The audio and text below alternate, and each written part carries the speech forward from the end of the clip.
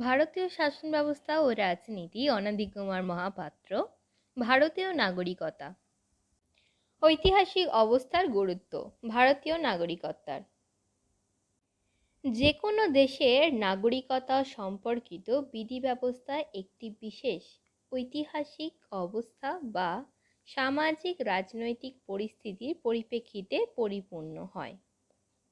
দেশের নাগরিকত্বের প্রকৃতি এই ঐতিহাসিক অবস্থার দ্বারা বহুলাংশে প্রভাবিত হয়। যে কোনো দেশের নাগরিকত্ব অর্জন বা বিলোপ সম্পর্কিত নিয়ম নীতি সমকালীন ঐতিহাসিক পরিস্থিতির পরিপ্রেক্ষিতে পর্যালোচনা করা দরকার। নাগরিকতা সম্পর্কিত বিষয়টি নিতান্তই একটি আইনগত বিষয় নয়। কেবল আইনগত দৃষ্টিভঙ্গি থেকে এই বিষয় সমগ্র ধারণা লাভ করা যাবে না। গণপরিষদের সামনের সমস্যা। ভারতীয় নাগরিকতা সম্পর্কে আলোচনার প্রাক্কালেও এই বিষয়ে সতর্ক থাকা দরকার। ভারতের স্বাধীনতা লাভের সঙ্গে ভারতের বিভাগের দুর্ভাগ্যজনক ঘটনাটি ওতপ্রোতভাবে জড়িত আছে। এই কারণে ভারতের সংবিধান রচয়িতাদের সামনে নাগরিকতা সম্পর্কে সিদ্ধান্ত গ্রহণের বিষয়টি সমস্যা সংকুল হয়ে পড়েছে। দেশ বিভাগের ফলেই হিন্দুরা পাকিস্তান থেকে ভারতে এসেছিলেন। মুসলমান সম্প্রদায়ের মানুষেরা প্রাথমিক ভিত্তিতে পাকিস্তানে চলে গিয়েছিলেন। তাদের মধ্যে অনেকবার ভারতে ফিরে আসছিলেন। বিদেশি বসবাসকারী ভারতীয়রা নাগরিকতার সমস্যায় ছিল। তাছাড়া ভবিষ্যতে দীর্ঘদিন ধরে পাকিস্তান থেকে উদ্যাত আসার সম্ভাবনাও ছিল। এই সমস্ত বিষয় ভারতের সংবিধান প্রণেতাদের সমস্যায় ফেলেছিল।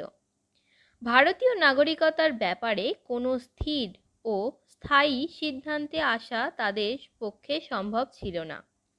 এক বিশেষ অভিজ্ঞতার পরিপ্রেক্ষিতে তাদের নাগরিকতার ব্যাপারে সিদ্ধান্ত গ্রহণ করতে হয়েছিল। ব্রিটিশ শাসিত ভারতের অধিবাসীদের বলা হতো ব্রিটিশ প্রজা। সমকালীন ভারতের আদিবাসীরা ব্রিটিশ আইনের মাধ্যমে শাসিত হতেন। দেশীয় নৈপথ্য শাসিত করদ রাজ্যসমূহের অধিবাসীদের ব্রিটিশ আশ্রিত ব্যক্তি হিসেবে মনে করা হতো। অর্থাৎ যখন ভারতীয় নাগরিকত্বের কোনো রকম অস্তিত্ব ছিল না। 1949 সালের 26শে নভেম্বর গণপরিষদের ভারতীয় সংবিধান গৃহীত হয়েছিল এবং সংবিধানের নাগরিকত্ব সম্পর্কিত সংবিধানের 5 থেকে 9 ধারা কার্যকর করা হয়। গণপরিষদের খসড়া কমিটির নাগরিকতা সম্পর্কিত সংবিধানের 5 থেকে 11 ধারায় বিষয়বস্তু বরায়ন করার ক্ষেত্রে বিশেষভাবে বিপন্ন বোধ হয়। এই বিষয়ে বেশ কিছু খসড়া প্রস্তাব নিয়ে বিচার বিবেচনা করতে হয়। অবশেষে চূড়ান্তভাবে সিদ্ধান্ত গ্রহণ করতে মাস দুয়েক সময় লেগেই যায়। সাংবিধানিক ব্যবস্থা 1955 সালের আইন।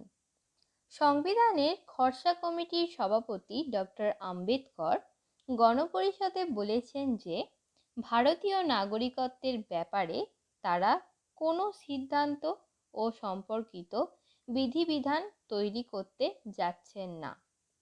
গণপরিষদের উদ্দেশ্য হল সংবিধান প্রণীত হওয়ার প্রাক্কালে তারা ভারতের নাগরিক বলে গণ্য হবে বা নির্ধারিত করা হবে।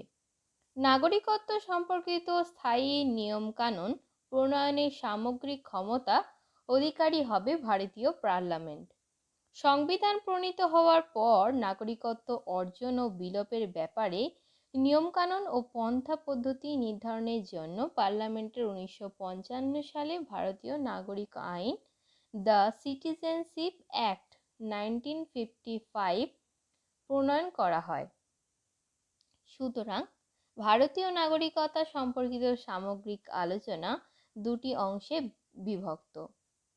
একটি অংশ হল ভারতীয় সংবিধানের সংশ্লিষ্ট ধারাসমূহ 5 থেকে 11 নম্বর ধারা এবং অংশ হল 1955 সালে ভারতীয় নাগরিকতা আইন।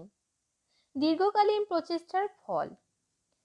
প্রকৃত প্রস্তাবে ভারতীয় সংবিধানের রচয়িতারা নাগরিকতা সম্পর্কিত বিধি ব্যবস্থার প্রণয়নের ব্যাপারে যথেষ্ট সতর্ক ও মনোযোগী ছিলেন। এর জন্য তারা সময় দিয়েছিলেন প্রচুর। বহু কমিটি ও উপকমিটির উপর হয়েছিল, বিভিন্ন খসড়া তৈরি হয়েছিল। দীর্ঘ 2 বছর ধরে এই নিয়ে আলোচনা হয়েছে। ভারতীয় নাগরিকতার বৈশিষ্ট্যসমূহ। ভারতীয় সংবিধানের সংশ্লিষ্ট ধারাসমূহ এবং 1955 সালে ভারতীয় নাগরিকতা আইন পর্যালোচনা করলে ভারতীয় নাগরিকতা কতগুলি বৈশিষ্ট্য পরিচয় পাওয়া যায়। সংবিধানে ভারতীয় নাগরিকতার ব্যাপারে বিস্তারিত ও স্থায়ী নিয়মকানুন উল্লেখ নেই। এই ব্যাপারে সমস্ত ক্ষমতা পার্লামেন্টে দেওয়া হয়েছে 11 নম্বর ধারায়। কেবলমাত্র সংবিধান কার্যকর হওয়ার সময় কারা এবং কোন কোন শর্তে ভারতের নাগরিক বলে গণ্য হবেন তাদের কথা সংবিধানে লিপিবদ্ধ আছে। তবে সংবিধানে যারা নাগরিক অধিকার লাভ করবেন তারা ভবিষ্যতেও ভারতের পার্লামেন্টের কর্তৃত্ব প্রণীত আইন অনুসারে নাগরিক অধিকার ভোগ করবে 10 নম্বর ধারায়। 2 নম্বর বৈশিষ্ট্য হচ্ছে নাগরিকতার ব্যাপারে ভারতীয় সংবিধানের রচয়িতারা নমনীয় নীতি গ্রহণ করেছেন। পার্লামেন্টকে পরিস্থিতি ও প্রয়োজন অনুসারে নাগরিকতার নিয়ম পদ্ধতি প্রণয়নের ক্ষমতাও দেওয়া হয়েছে। বলা হয়েছে যে সংবিধানে যাই থাকুক না কেন সংসদ আইনের মাধ্যমেই নাগরিকতা অর্জন, অবসান ও অন্যান্য বিষয়ে যে কোনো ব্যবস্থা গ্রহণ করতে পারবেন 11 নম্বর ধারায়। এর ক্ষেত্রে রাজ্যের মতামতের দরকার হয় না। 3. নাগরিকতা অর্জন ও অবসানের নিয়ম নীতি প্রণয়নের ক্ষেত্রে ভারতীয় সংবিধানের রচয়িতারা দেশ বিভাগ ও আনুষঙ্গিক ঘটনার দ্বারা প্রত্যক্ষভাবে প্রভাবিত হয়েছেন। ভারতীয় নাগরিকতা সম্পর্কিত বিধি ব্যবস্থা পরিবর্তনশীল। রাজনৈতিক ক্ষেত্রে পরিবর্তিত পরিস্থিতির পরিপ্রেক্ষিতে এই পরিবর্তন প্রয়োজন হয়েছে। অসমের বহিরাগতদের সমস্যার মোকাবিলার জন্য 1955 সালে নাগরিকতা আইনে সংশোধন করা হয়। পরের বছর 1986 সালে এই আইন আবার সংশোধন করা হয়। এক্ষেত্রে উদ্দেশ্য ছিল বাংলাদেশ, শ্রীলঙ্কা ও আফ্রিকা থেকে বেআইনি প্রবেশ আটকানো। 1955 সালের নাগরিকতা আইনে ভারতীয়দের নাগরিকতা ছাড়াও বিদেশিদের ভারতীয় নাগরিকতা অর্জনের পন্থা পদ্ধতি সম্পর্কে উল্লেখ আছে। তাই বলা হয় যে নাগরিকত্ব প্রদানের ক্ষেত্রে ভারতের বিধি বা বিশ্বজনীয়তার নীতি গ্রহণ করা হয়েছে। ভারতের নাগরিকতা অর্জন ও অবসানের ক্ষেত্রে ধর্মীয় বিচার বিবেচনাকে স্থান দেওয়া হয় না, অর্থাৎ ভারতীয় নাগরিকতার ক্ষেত্রে ধর্মনিরপেক্ষতার নীতি গ্রহণ করা হয়েছে। ভারতের সকল অঞ্চলে নাগরিকতা সমমর্যাদা স্বীকৃত। এই ক্ষেত্রে জাতি, ধর্ম, বর্ণ ও সাম্প্রদায়িকগত বিচার বিবেচনার কোনো রকমের বৈষম্য সৃষ্টি করতে পারে না। কিন্তু পার্লামেন্টের বা আইন অনুসারে কোনো অঙ্গরাজ্য বা আঞ্চলিক কর্তৃপক্ষ অধিক চাকরিতে নিয়োগ ক্ষেত্রে বসবাসগত শর্ত আরোপ করতে পারে। 16(3) নম্বর ধারায় বলা হয়েছে, জম্মু ও কাশ্মীর রাজ্যের আইনসভাও চাকরি বা পদ নিয়োগের ক্ষেত্রে রাজ্য স্থানান্তরভাবে বসবাসকারীদের জন্য বিশেষ সুযোগ প্রদানের ব্যবস্থাও করতে পারে। যুক্তরাষ্ট্রীয় শাসন ব্যবস্থায় দ্বৈত নাগরিকতার ব্যবস্থা আছে। মার্কিন যুক্তরাষ্ট্রের দ্বৈত নাগরিকতার ব্যবস্থা আছে। ভারতীয় শাসন ব্যবস্থা কাঠামো যুক্তরাষ্ট্রীয়, কিন্তু ভারতের দ্বৈত নাগরিকতার নীতিকে স্বীকার করা হয়নি। ভারতের সকল নাগরিক ভারতীয় যুক্তরাষ্ট্রের নাগরিক ও সমমর্যাদাভুক্ত। ডক্টর আম্বেদকর এর মত প্রসঙ্গে বলেছেন, গণপরিষদে সংবিধান প্রণেতারা সুচিন্তিতভাবে এই সিদ্ধান্ত নিয়েছে। তারা সমকালীন বিশৃঙ্খলা পরিস্থিতিকে বিচ্ছিন্নতাবাদী শক্তিকে প্রতিহত করতে পেরেছেন। অস্টিন মন্তব্য প্রকাশ করেছেন, ভারতীয় ইউনিয়নের সংহতি সংশোধনের স্বার্থেই এক নাগরিকত্বের নীতি গ্রহণ করা হয়েছে। আশা করা হয়েছে যে এক নাগরিকতার নীতি ভারতীয় জাতীয় ঐক্য ও সংহতিকে সুদৃঢ়ভাবে করবে এবং দ্বৈত নাগরিকতার নীতি আঞ্চলিকতাকে মদদ দেয়। তার ফলে জাতীয় ঐক্য ও সংহতি বিপন্ন হয়ে পড়েছে। দ্বৈত নাগরিকতার নীতিকে পরিহার করা হয়েছে। ভারতের স্বাভাবিক নাগরিক ও অনুমোদনসিদ্ধ নাগরিকদের মধ্যে পার্থক্য করা হয়েছে। যারা জন্মসূত্রে বা রক্তের সম্পর্ক সূত্রে ভারতের নাগরিক, তাদের নাগরিক অধিকার থেকে বঞ্চিত করা যায় না, কিন্তু অনুমোদনসিদ্ধ নাগরিকদের কতগুলি কারণে নাগরিক অধিকার থেকে বঞ্চিত করা যায়। ব্যতিক্রমী ব্যবস্থা হিসেবে জম্মু ও কাশ্মীর রাজ্যের আইনসভা সেই রাজ্যের স্থায়ীভাবে বসবাসকারী ব্যক্তিবর্গকে কতগুলি বিষয়ে বিশেষ অধিকার, সুযোগ ও সুবিধা প্রদান করতে পারে। এই বিষয়গুলি হলো: 1. রাজ্য সরকার অধীনে চাকরি, রাজ্যের স্থাবর সম্পত্তির অধিগ্রহণ, রাজ্যের মধ্যে বসবাসের বন্দোবস্ত, রাজ্য সরকার কর্তৃক প্রদত্ত বৃত্তি ও অন্যান্য সাহায্য পাওয়ার অধিকার। ভারতীয় নাগরিকতার বিষয়ে রাজ্য আইনসভা নয়, পার্লামেন্টই আইন প্রণয়ন করতে পারে। এই বিষয়ে যাবতীয় অধিকার মীমাংসার ক্ষমতাও কেবলমাত্র কেন্দ্রীয় সরকারের হাতেই ন্যস্ত আছে। এই প্রসঙ্গে ভারত সরকারের সিদ্ধান্ত সম্পর্কে আদালতও কোনো প্রশ্ন তুলতে পারবে না। এর একটা কেস হয়েছিল অন্ধ্রপ্রদেশ সরকার বনাম পীর মোহাম্মদ 1963 সালে। সংবিধানের 15 নম্বর ধারায় জাতি, বর্ণ, ধর্ম, স্ত্রী পুরুষ জন্মস্থান ভেদে বৈষম্যকে সিদ্ধান্ত করা হয়েছে বা নির্দিষ্ট করা হয়েছে, কিন্তু দীর্ঘকালীন আবাসন বা বসবাসের বিষয়টিকে এর অন্তর্ভুক্ত করা হয়নি। ইন্ডিয়ান সিটিজেনশিপ, ভারতীয় নাগরিকতা। ভারতীয় সংবিধান হলো বিশ্বের বৃহত্তম লিখিত সংবিধান। তবুও এই সংবিধানে নাগরিকরা সম্পর্কে কোনো বিশদ আলোচনা নেই। এই বিষয়ে কোনো স্থায়ী নিয়মকানুনও রচনা হয়নি। সংবিধানের 11 নম্বর ধারা অনুসারে এই বিষয়ে সকল ক্ষমতা পার্লামেন্টকে দেওয়া হয়েছে। এই ক্ষমতা বলে ভারতীয় পার্লামেন্টের 1955 সালে ভারতীয় নাগরিকতা আইন, ইন্ডিয়ান সিটিজেনশিপ অ্যাক্ট পাশ করা হয়।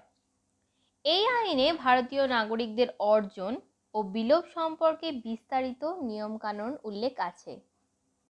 ইতিমধ্যেই সংশ্লিষ্ট আইনটি সংশোধন 8 বার সম্পাদিত হয়ে গেছে। 1955 সালে আইনের কমনওয়েলথ নাগরিকত্বের ব্যবস্থাও ছিল। 2003 সালে সংশোধনী আইনে তা বাতিল করা হয়েছে।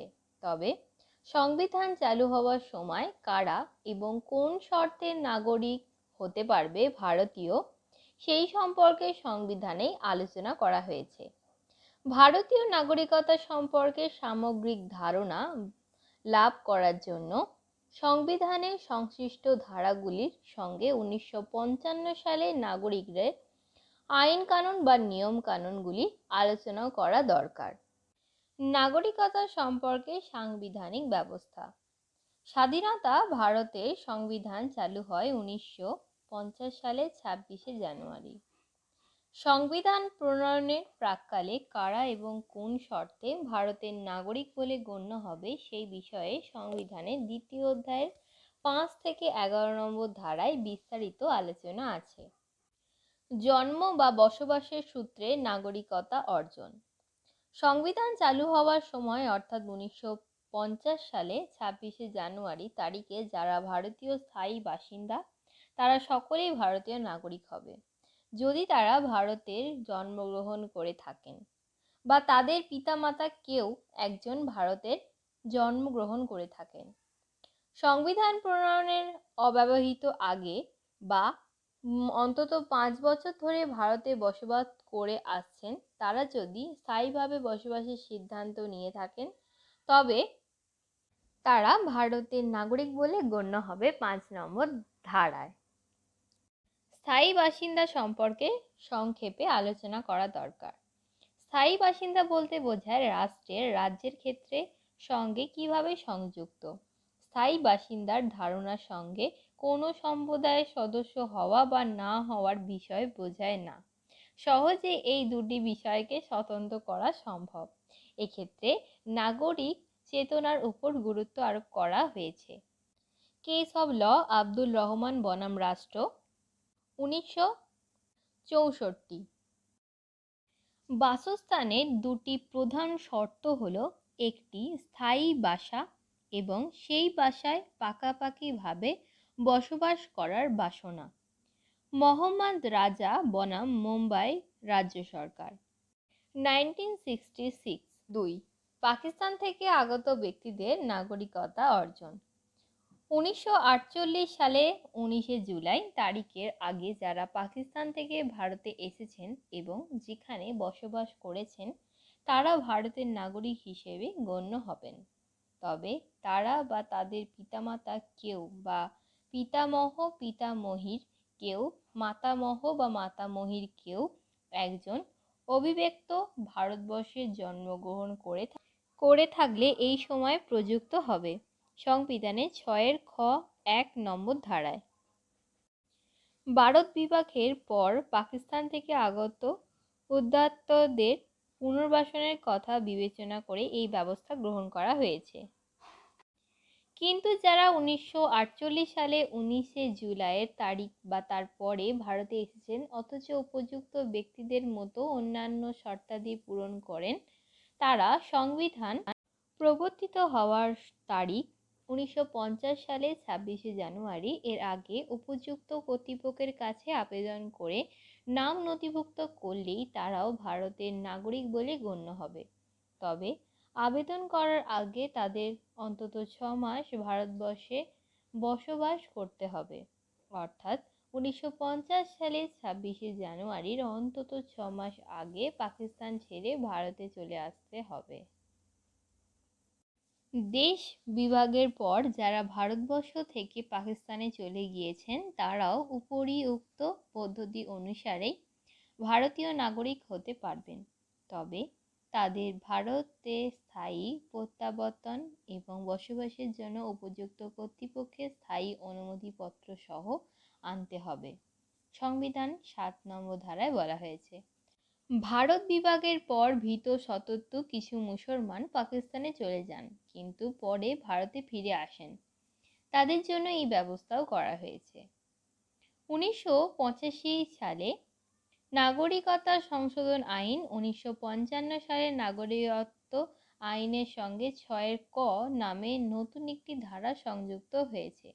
এই ধারায় অনুসারে পূর্ব পাকিস্তান বা বাংলাদেশ থেকে যে সকল বিদেশি 1966 সালে 1 জানুয়ারি বা পরে কিন্তু 1971 সালে 25 মার্চের আগে অসমে এসেছেন, তারা 1946 সালে বিদেশি আইন এবং 1946 সালে বিদেশি ট্রাইব্যুনাল নির্দেশ অনুসারে নাম নিবন্ধভুক্ত করে নাগরিক হতে পারবেন।